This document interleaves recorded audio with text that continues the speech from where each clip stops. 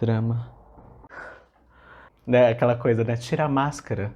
Eu já estou sem máscara. Oi pessoal, eu sou o Rafael Coutinho e esse é o Estante do Tio Coutinho. A gente está fazendo o nosso especial Emmy Awards. E agora a gente vai falar das séries que foram indicadas a roteiro em drama. Eu não estou suportando mais! E só uma contextualização, as séries são indicadas por episódios. Os roteiristas submetem um episódio, que é uma parte do trabalho deles, e esses episódios são aceitos, são nomeados, às vezes não são, às vezes seu trabalho é uma merda, às vezes você é indicado, e aí você vai competir por aquele episódio. Então hoje a gente vai falar dos indicados a roteiro de drama e de quais são esses episódios e o que tem de interessante para essas indicações. Mas antes de qualquer coisa, curta esse vídeo, comente sobre a sua série preferida, se você achou uma boa escolha dos roteiristas desse episódio. Se inscreva no canal, ative o sininho, tem muito conteúdo legal vindo aí. Faz isso, por favor. Senão eu vou chorar. Vou chorar. Desculpe, mas eu vou chorar. E pra começar, a gente vai falar de The Handmaid's Tale, que por acaso a gente também já falou. Se você não viu o vídeo que a gente fala dessa quarta temporada, vai aparecer aqui no Cards. Card é aqui, eu acho. É o contrário, eu não sei, sabe? O episódio de The Handmaid's Tale, que foi submetido ao Emmy e tá lá concorrendo a melhor série de drama, é o episódio 7, o episódio Home, que é um episódio super emblemático para a série, porque consegue sintetizar muito de qual que é a tônica da série. Não, e contextualizando, é um episódio que a June já está no Canadá, está se ambientando, e ela também vai visitar a sua antiga algoz, Serena Joy. Se Elizabeth Moss bater na porta da sua casa, não atenda. Ela vai entrar na sua casa, vai encarar você e a sua família inteira. Perigoso até na calça ele cagar. E é um episódio interessante porque ele sintetiza muito de qual é a dinâmica da série, que a gente já até comentou nesse vídeo, mas que é essa de oprimido que vai se tornando um opressor. Isso aparece muito em dois momentos especificamente. Um deles é a tal visita, né, da June à cela da Serena Joy. A gente vê uma cena repetida que já tinha acontecido quando a June era a aia da Serena, dela tá lá no chão caída e dela gritar assim no ouvido dela, inclusive um super monólogo da Elizabeth Moss, toda maravilhosa lá na atuação. Bonito. E também na cena final do episódio, em que a June ela tá dando um depoimento sobre quem é a Serena Joy, e a edição ajuda ali a entender essa dinâmica do roteiro, porque enquanto ela fala da Serena, de como ela é ruim, como ela é má pessoa, o que tá aparecendo na imagem? Ela própria. Então quer dizer, vocês são tão diferentes assim. Você não sabe nem eu. E também é interessante pela forma como a série mostra nesse episódio as consequências de um estresse pós-traumático, já dando aquele indício que ela nunca vai se livrar de Gilead, que é como o país que os Estados Unidos se tornou. Então ela nunca vai superar aquilo e a justiça para ela não vai vir. Não vai dar não. A segunda série que a gente vai destacar aqui, que foi indicada a roteiro, foi indicada por 2 episódios, olha, uma indicação dupla, é The Mandalorian, que é esse spin-off de Star Wars que acompanha a vida desse mercenário mandaloriano. E foi indicada pelo 2º episódio da 2ª temporada e o último episódio da 2ª temporada. E uma breve contextualização desses episódios, sendo o 2º momento que o Mandaloriano tem contato com uma Jedi. E é um momento super interessante, assim, enquanto aventura, que essa série tem muito, assim, de aventura de videogame, né? Quem assiste videogame se identifica muito com a missão do dia, né? E o último episódio, que é o resgate, né? Quando o Baby Yoda tá ali capturado e eles têm que resgatá-lo, e tem uma surpresinha pros fãs nesse último episódio. Foi. Não acho que é o que merece, não, mas assim, se ganhar, eu vou ficar assim. Este elemento cara de pau. Pô, mas Baby Yoda é muito maneiro, velho. Muito maneiro. Aí eles estão colocando o nome dele Groku. Que Groku é o Baby Yoda? Isso não chama nada disso, não. O 2º episódio, ele é muito interessante.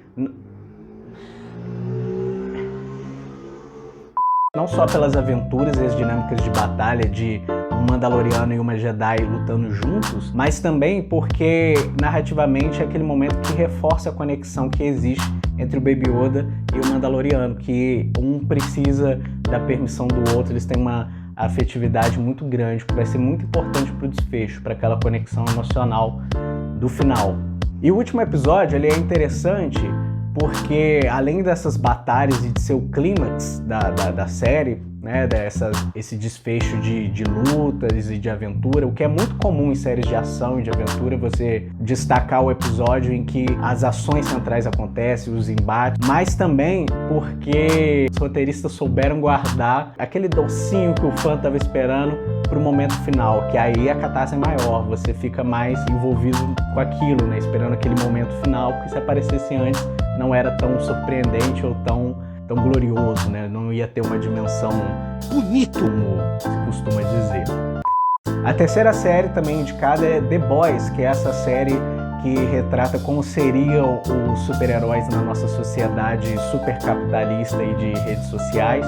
E o episódio submetido a roteiro e que está indicado é o último episódio da segunda temporada, que também, como em The Mandalorian, é um episódio que está ali centrado no desfecho das batalhas, dos confrontos, e é um ponto ápice assim, da série. É uma sátira à própria Marvel, DC, o Homelander, ele é meio super-homem e Capitão América ao mesmo tempo, só que ele é um babaca.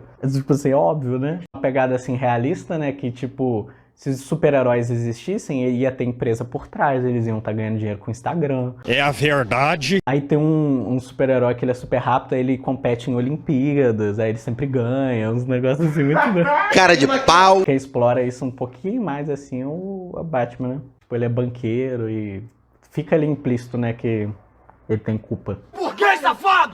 E nesse episódio, além dos confrontos, que são muito interessantes, também é ali que a gente vê o desenrolar do Capitão Pátria, o Homelander, que é bem focalizado nessa segunda temporada, e a gente começa a entender mais esse por detrás, essa história desse personagem e as consequências de você ter crescido com superpoderes, ser o ser mais poderoso do planeta, que com certeza não vai gerar uma boa pessoa, né?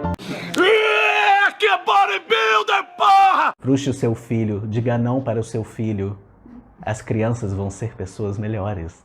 E é interessante também pela catástrofe do final da temporada, principalmente com as batalhas de alguns núcleos, né? E aí o grande destaque, que foi a cena que viralizou demais na época, que é a batalha final contra a Tempesta.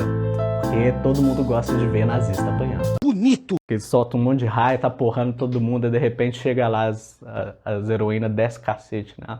O pessoal comparou muito, porque assim, a Marvel tentando fazer uma batalha de heroínas mulheres, são uns negócios muito assim. No The Boys, porradão, chuta assim. E vamos pra Pose, que também está indicada a roteiro de drama por essa terceira temporada. Ela está indicada pelo último episódio, que na verdade é um episódio duplo, então, teoricamente, os 2 últimos episódios. E Pose é essa série que retrata os bastidores dos bailes, também da vida noturna, drag e gay do final dos anos 80 e início dos anos 90, né? Essa quarta temporada dos anos 90, principalmente. E a indicação roteiro dessa temporada é muito interessante, porque Pose sempre teve uma coisa muito melodrama, né? Até porque é do Ryan Murphy, mas o desfecho da série tem alguma coisa assim a mais, assim, um lirismo, até porque souberam muito mesclar uma coisa que já era previsível de um clichê sobre esse tipo de assunto, já que estava tratando também da questão do contexto da luta com a AIDS na década de 90, sem perder um pouco da essência da série. E uma cena que mostra muito bem essa mescla é uma cena lá do final, lá em que o Preytel, né, que é o personagem do Billy Porter, que já ganhou o Emmy de ator por essa série, ele tá ali desfazendo a maquiagem, tirando a sobrancelha, música da Aretha Franklin no fundo. A gente sabe meio ali o destino dele, né? A série, a terceira temporada toda é muito focada nele, mas aí tem esse mix, né, da tristeza que vai vindo e esse movimento, essa ação do montar-se e desmontar-se, meio que é a dinâmica da série como um todo, né, que ao mesmo tempo que tem essas lutas, esses dramas durante todos os episódios, tem também o outro lado glamuroso, poético, né, que é de se apresentar nos bailes.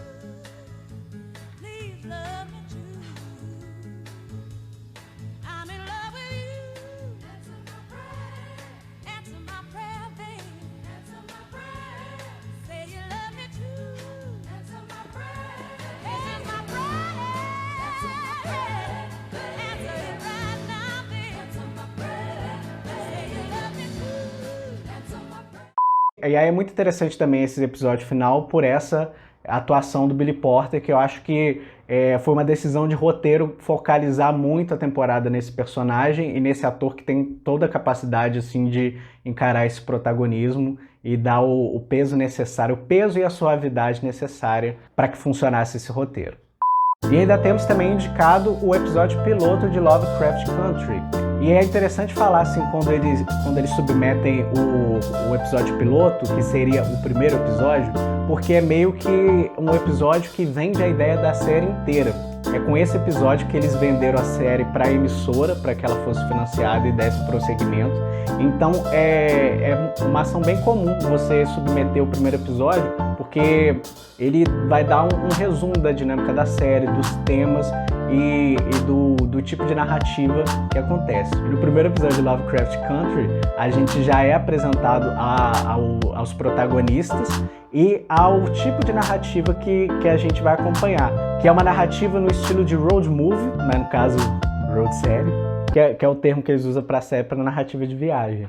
Que é o road movie? Porque eles colocam o nome em inglês para coisa que tem tradução, né? Aí vocês têm que ficar falando, porque é o nome padrãozinho. O road movie é o filme de estrada, é a série de estrada, que vai acontecer como? O personagem tem um destino para chegar e completar o arco dele. Então, assim, a gente tem como espectador que quando ele cumprir aquele destino, a história termina. E nesse percurso ele aprende um monte de coisa. E nesse primeiro episódio a gente vê de interessante essa dinâmica que tem de aventura do dia, nesse cruzar os Estados Unidos que eles vão fazer por entre locais em que o racismo ainda está muito presente. É meio que o Green Book do bem. Faça isso, não veja Green Book, veja Lovecraft Country. E aí, como destaque disso, fica uma cena em que os três viajantes do início da série param numa lanchonete e vão percebendo os olhares das pessoas, a cor da lanchonete e todo o movimento que vai acontecendo ali para que eles não estejam naquele espaço. Uma coisa muito interessante dessa dinâmica entre o personagem e o território. Até porque o livro, a tradução é o território Lovecraft, né? Muito importante, palavras-chave. E por último, nós temos a indicação ao roteiro de The Crown, que escolheram o último episódio que, na dinâmica da série, né, que toda temporada trabalha uma década, ele fecha ali a década e fecha ali os conflitos de todos os núcleos. Um destaque para esse episódio é dele conseguir mesclar todos esses núcleos, que nessa temporada ficou muito evidente que eles precisavam de episódios para cada núcleo. Então você tem aquele episódio lá do casal Charles e Diana, tem o episódio lá da Elizabeth, tem o episódio da Princesa Margaret, tem o episódio da Margaret Thatcher, e esse último consegue unir todos esses núcleos para um fechamento. E essa deu um bafafá danado essa temporada, porque o Charles ele era amante da Camilla Parker Bowles, né? Quando ele era casado com a Diana. Ela morreu, ele casou com a Camilla Parker Bowles. Ela é do que hoje em dia, né? Aí depois dessa temporada o pessoal entrou no Instagram lá da Camilla xingando ela horror. Estalarica, ela da puta. Enfim, essa aí eu achei uma péssima escolha, na verdade, esse episódio. Mas acho que é isso, né? Se tentar pegar assim que todo mundo aparecesse, vai perder. Fazer o quê? Escolheu errado, toma. E aí fica como destaque uma cena desse último episódio, que tem um diálogo entre o Príncipe Philip, o falecido Príncipe Philip, e a Princesa Diana, que eles conversam sobre o destino dessas pessoas que acabam entrando na família real. E como a coroa, na verdade, assim, esmaga qualquer personalidade, qualquer individualidade que você queira ter, incluindo a sua felicidade. Eu acho assim, o melhor episódio dessa temporada é o que chama Conto de Fadas, que é o terceiro, que é quando ela é pedida em noivado, vira celebridade. Ela aceitou, ela ficou presa lá no palácio até o dia do casamento, não encontrava com ninguém, ficava comendo, aí ela tinha que ser, né, princesa, linda, sei lá, desenvolveu bulimia, toda uma desgraça. Que pena. E é isso, esses são os indicados a roteiro de série de drama. Então comenta assim se você achou que faltou alguma, qual que você acha que vai ganhar, e não deixa de curtir esse vídeo, comentar aqui as suas impressões, se você gostou desse especial, tá gostando, e se inscreve no canal, gente. E ó, até a próxima estante.